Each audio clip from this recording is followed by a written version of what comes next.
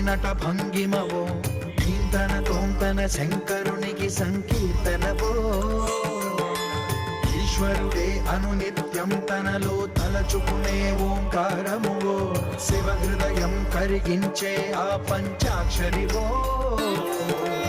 ఈ మదిలో